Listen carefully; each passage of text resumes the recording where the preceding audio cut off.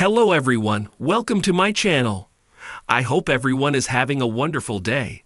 Before starting the video, please go ahead and hit the subscribe button and give this video a like up. The bold and the beautiful spoilers reveal that Sheila Sharp hasn't been seen in about a month. Where is Sheila and why has she not been on our screens? Has Sheila been hiding upstairs or could she have taken a trip somewhere? The bold and the beautiful spoilers reveal that Deacon's business is picking up, but his staff has certainly gone downhill. Every time an order goes out, it seems that someone is breaking glass. By the time Deacon finds someone who is reliable, he isn't going to have any glassware or dinnerware left. Sheila would normally be in the kitchen running a much tighter ship than this. Deacon just hired a guy off the street for room and board to help take up the slack. Things at the restaurant seem to be falling apart without Sheila around to take care of them. Why has Sheila not been downstairs to help Deacon keep things under control? Sheila has a granddaughter in Genoa City that she doesn't have anything to do with. However, Sheila could have learned that Heather Stevens, Vale Bloom, has been killed and her granddaughter is heartbroken. Sheila's granddaughter, Lucy Romalotti, Lily Brooks O'Brien, has just returned home to find out her grandmother, Phyllis Summers, Michelle Stafford, almost died in a car accident. Could Sheila have gone to Genoa City to check on Lucy and make sure she is ok? Sheila may not have access to her granddaughter usually, but that doesn't mean she doesn't care about her. Sheila could have simply told Deacon she had to leave town and gone just to check on Lucy, even if she didn't talk to her at all. Sheila may just be taking a break from the restaurant or coming down when other people are working. Perhaps she and Deacon are taking shifts in the restaurant because of the staffing issue. Whatever the case, it just seems strange to not have Sheila popping in and out ever so often just to check up her husband. Deacon and Sheila and their banter back and forth is missed by Sheila fans. Sheila and Deacon are fun to watch most of the time. It is just hard to believe that Sheila is content in the life she has with Deacon considering how evil she used to be. Sheila just isn't the type to sit around and do nothing when she has spent her lifetime terrorizing others. Be sure to catch up on everything happening with B&B right now. The picturesque cliffs of Los Angeles bask under a rosy sunset, but the Forrester mansion remained cloaked in tension. Brooke Logan paced the room while Ridge Forrester stood stoic by the fireplace, his hand clutching a tumbler of bourbon. Eric Forrester, the patriarch of the family, looked between them, his usually calm demeanor fraying. Sheila Carter doesn't just vanish. Brooke countered, her voice trembling. This is Sheila we're talking about. Wherever she's gone, chaos follows.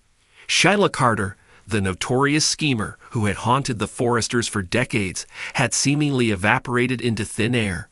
It was a move both unsettling and unprecedented. For someone so consumed by drama, her absence felt louder than her presence. Detective Alex Sanchez was on the case. He arrived at the Forrester Creations office the next morning, armed with a notepad and a steely gaze. His first stop was Steffi Forrester's office. I don't know where she's gone, Steffi said, her tone sharp. But I don't believe for a second that Sheila left of her own accord. Because she doesn't run, Steffi replied, her eyes narrowing. She schemes, she plots, she hides in plain sight. Disappearing like this, it's not her style. Sanchez jotted down notes, though skepticism lingered in his expression. Has she made any threats recently? Any enemies? Steffi laughed bitterly. Sheila doesn't need to make new enemies. She has a lifetime of them already. As Sanchez combed through witness statements, a new lead emerged. Finn, Sheila's son, had received an anonymous message the night before she disappeared. It read, "One way or another, Sheila's reign ends tonight." The lead took Sanchez to a dilapidated warehouse on the outskirts of town. Inside, a faint whiff of Chanel No. 5 lingered, a scent Sheila was known to wear. A single red stiletto lay abandoned on the dusty floor, its heel broken. This has to be hers, Sanchez muttered, bagging the shoe as evidence. But the discovery raised more questions than it answered. If Sheila had been here, where was she now? And who, or what, had forced her to leave in such a hurry? Eric sat in his study, staring at an old photograph of Sheila. In it, she smiled brightly, her eyes full of mischief.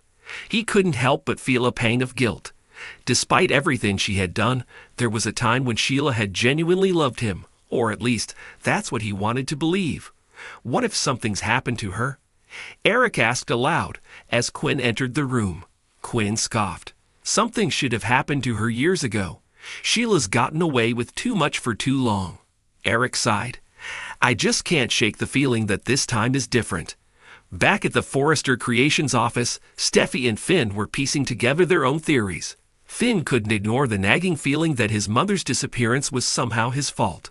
She's always said she'd do anything to be part of my life, Finn admitted. But now, what if someone took her to punish me? Steffi placed a reassuring hand on his shoulder. We'll figure this out, Finn. Together. Their conversation was interrupted by a call from Sanchez. We found something, he said, his voice grim. It's not good. Sanchez led the Forresters to a secluded beach. There, hidden among the rocks, was a hastily dug grave. But when the authorities exhumed it, they found nothing but a mannequin dressed in Sheila's signature style, leopard print blouse, and tight black pants. It's a message, Sanchez declared, holding up a note pinned to the mannequin's chest. It read, You'll never find me. Ridge clenched his fists. She's playing games again. But Sanchez wasn't so sure. The message felt too staged, too deliberate. The investigation took an unexpected turn when Deacon Sharp, Sheila's most recent accomplice, showed up at the Forrester mansion uninvited. I swear, I don't know where she is, Deacon said, raising his hands in mock surrender. But if she's gone, it's not because she wanted to be. Because I'm not stupid enough to cross Sheila Carter. Deacon shot back. If someone got rid of her, it wasn't me. Deacon's statement added a new layer of intrigue. Could Sheila have been betrayed by one of her own allies? Just as the Forresters began to lose hope, a cryptic video surfaced online. In it, a woman resembling Sheila sat in a dimly lit room, her face obscured by shadows. I've been silenced for too long, the woman said, her voice distorted. But this is only the beginning. The truth will come out, and when it does, the Forresters won't know what hit them. The video sent shockwaves through the family. Was it really Sheila? Or was someone else using her likeness to stir up trouble? As night fell over Los Angeles, Steffi received a text message from an unknown number. Meet me at the warehouse. Come alone. Don't tell anyone. Against her better judgment, Steffi decided to go. She couldn't shake the feeling that this was her chance to finally get answers. When she arrived, the warehouse was eerily quiet. The only sound was the faint drip of water echoing through the cavernous space. Hello, Steffi called out, her voice trembling. Suddenly, a figure stepped out of the shadows. Sheila? Steffi whispered, her heart pounding. The woman smiled, but it wasn't a smile of warmth or reassurance. It was the cold, calculating smile of someone with nothing left to lose. You didn't think I'd stay gone forever, did you? Sheila said, her voice dripping with menace. The screen faded to black, leaving viewers on the edge of their seats.